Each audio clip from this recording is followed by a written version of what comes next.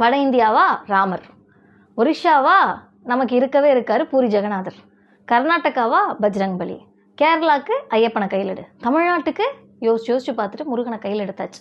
ஆனால் எங்கே தெரியுமா மிஸ்டேக் பண்ணிட்டீங்க? பிஜேபி, இந்த சங்கப்பரிவார், ஆர்எஸ்எஸ், இந்து முன்னணி, இவங்க எல்லாம் எங்கே தப்பு பண்ணிட்டீங்கன்னா, திரும்ப திரும்ப நீங்கள் வட இந்தியாவில் போய் ஐயோ ராமருக்கு ஆபத்து வந்துருச்சு, பாபர் மசூதியால் இந்த பிரச்சனை ஆயிடுச்சு அப்படின்னு சொல்கிறப்பையும், ஒரிஷாவில் போய் பூரி ஜெகநாதரை நம்ம தான் காப்பாற்றணும்னு சொல்கிறப்பையும், கர்நாடகாவில் போய் பஜ்ரங்பலி நாம தான் காப்பாற்றி ஆகணும்னு சொல்கிறப்பையும், இந்துக்களே ஒன்று கூடுங்கள் நீங்கள் கூப்பிட்றப்பையும் எதையும் யோசிக்காமல் உங்கள் பின்னாடி வந்து நிற்கிறதுக்கு அங்கு கூட்டம் தயாராக இருந்திருக்கலாம். ஆனால் தமிழ்நாட்டில் நெத்தி நிறைய பட்டையை போட்டுட்டு, குங்குமத்தை வச்சுக்கிட்டு, சந்தனத்தை வச்சுக்கிட்டு, தின்னூரை வச்சுக்கிட்டு, கழுத்தில் கொட்டை மாட்டிக்கிட்டு உங்ககிட்ட என்ன தெரியுமா கேட்பாங்க? பா இங்கே வா, இந்த உலகத்தை யார் காப்பாற்றுதுன்னு நம்ம இந்துக்கள் நம்புகிறோம்? நம்ம சாமி தான், நம்ம கடவுள் தான்.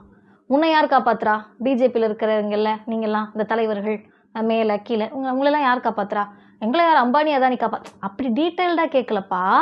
உங்களை யார் காப்பாற்றுறான்னு ஊரில் சொல்லிக்கிட்டு இருக்கீங்க. கடவுள் தான் காப்பாற்றுது, சாமி தான் காப்பாற்றுது. தமிழ்நாட்டுக்கு வந்துட்டா முருகன் தான் நம்மளை காப்பாற்றுறாரு.